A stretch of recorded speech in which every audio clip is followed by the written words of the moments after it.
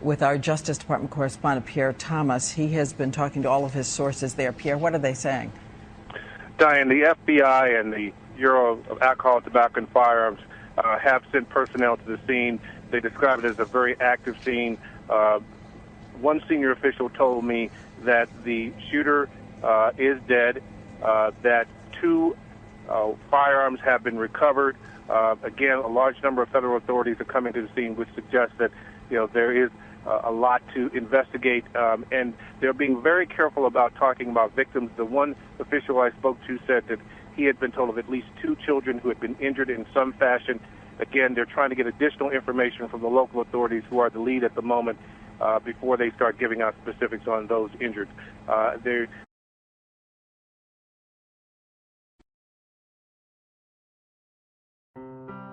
Just after 9:30 this morning, Newtown Police received a 911 call for an emergency at the elementary school. There were several fatalities at the scene, both students and staff. It's believed to be the worst shooting at an elementary school in America in history.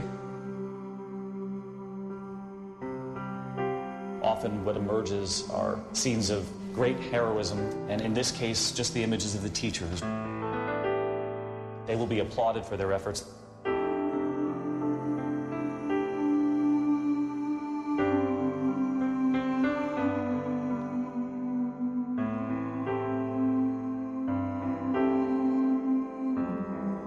We heard lots of bangs. We heard screaming.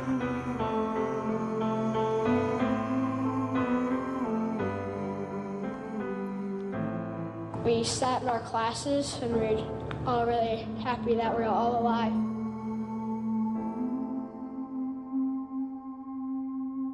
Happy that we're all alive.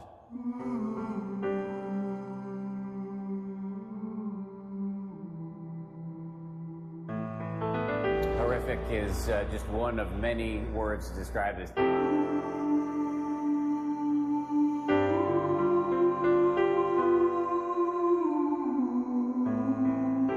There's 20 parents that were just told that their children are dead.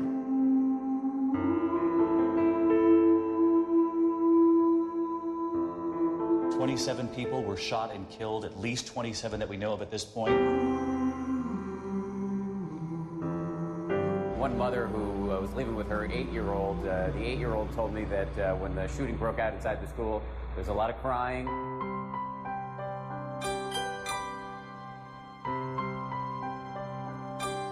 We're in a neighborhood called Sandy Hook. Not a place where you ever expect something like this to take place. These people really have a lot to come to terms with here in Sandy Hook.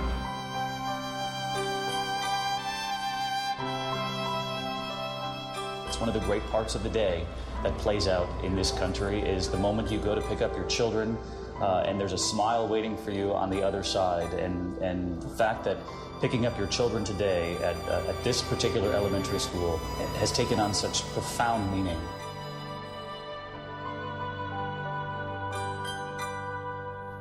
All of the emotions that are just overwhelming this small community.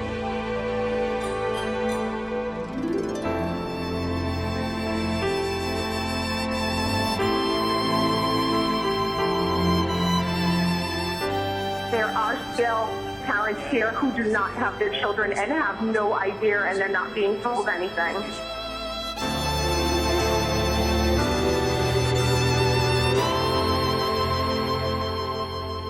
It was terrifying.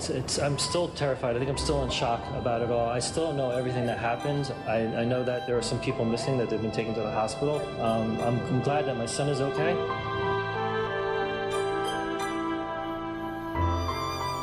There are so many families gathered there who simply do not know and are fearing the worst. Painful to watch.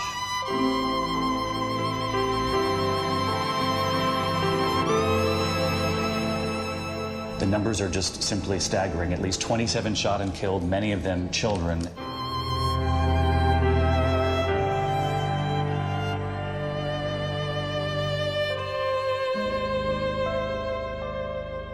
Connecticut State Police confirming that there are many children among the dead and there are staff members among the dead as well. This is just unimaginable, and just very scared, worried about my son, worried about the other kids that I know here.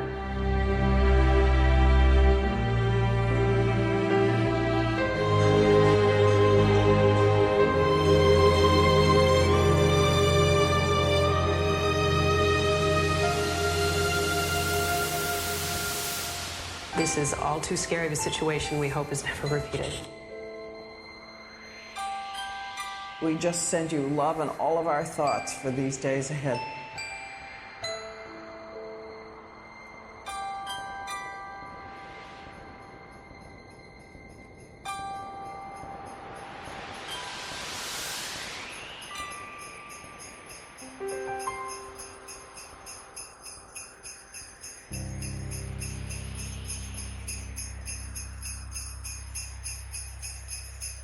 Hey guys, so I'm sure most of you have seen the news, have read the articles, whatever, about what is happening in Connecticut today, and I thought I would make a video about it because I was going to make a video anyway, but I can't really bring myself to be funny or anything today, and I don't think that's really appropriate at this point in time. Now, I want to start off by saying I'm not here to talk about gun control. I'm not here to debate how we treat mental health and how we prevent things like this from happening. I'm not here to point blame at anyone or anything. I'm not here to do that. Because that seems to be the trend with what happens with these types of things. These types of things that have happened far too often in my short time on this planet, but they happen. The trend that I've noticed is that for about a week, there is this impulsive rage, this bandwagon impulsive rage, where everybody starts posting statuses, tweets, and I've been a part of this too, and we start arguing about what we could have done to stop this from happening, what we could have done to fix this, and what we could do to fix this in the future, and it all comes from a good place. I'm not trying to bash that at all. It all comes from a good place. It comes from a great place, and that does give me hope. But at the same time, it's not productive. Because while we're debating governmental policy, while we're debating what we could have done, there are people who are suffering right now, who have had their lives completely shattered in one afternoon. We seem to forget about them in this process while we're saying, well, what could we have done to stop this? Which, again, it comes from a good place, but the people get forgotten. And that, in the end, is what this is about. This is about people who have lost something, who have lost someone, who have lost a number of people. And the way we go about this arguing over the internet, over wherever, the way it just comes off as very desensitized, as very angry, but we forget about the compassion side of it. And for me, I feel like that is the most important thing at this point in time. Because, I'm just thinking about it from their perspective. If I had just gone through this horrible day, I had lost my child, and I go online, and I see people arguing about gun control, I see people arguing and just screaming at each other and being just angry people, what does that do for me? If I'm in that situation.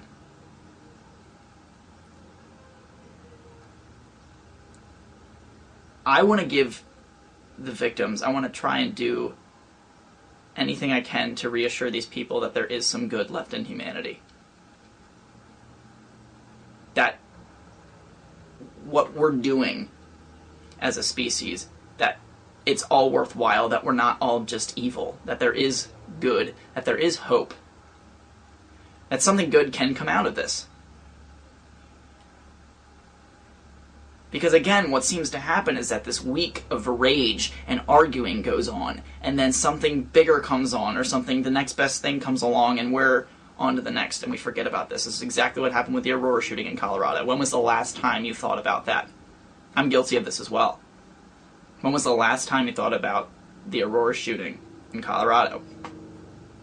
Probably not until today when you know, this whole incident happened. That's what happened with me, and there's something wrong with that. But can we just give these victims 24 hours before all the agenda, all the arguing, all the debate? Can we just give them 24 hours of compassion, of feeling? Because I think that's what's missing in this equation and why nothing can get done. It's because we're not feeling anything. Well, we're not feeling anything but anger. And to show how much of a nerd I am, Yoda, wise quote from that one, anger leads to hate, or something, anger leads to jealousy. I don't know, anger's bad. I'm a bad nerd, apparently, but, you know. But can we just give these people 24 hours of compassion, of unity? That's what I think needs to be done right now. Right now. Yes, the debate is important. Yes, it's important to talk about what we could have done to stop this. But right now there are people suffering. There are people who have had their world completely turned upside down and crushed. But can we do that for them? That's what I'm proposing. Thank you guys for watching this video. Sorry, again, it's not, you know, my typical video, but I feel like that's just not appropriate at this point in time.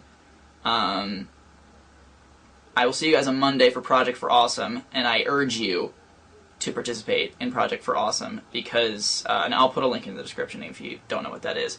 It's run by the Vlog Brothers, and it's an incredible, incredible day where YouTube comes together and creates a lot of good. And I think that, you know, now more than ever, we're in need of a lot less suck and a lot more awesome.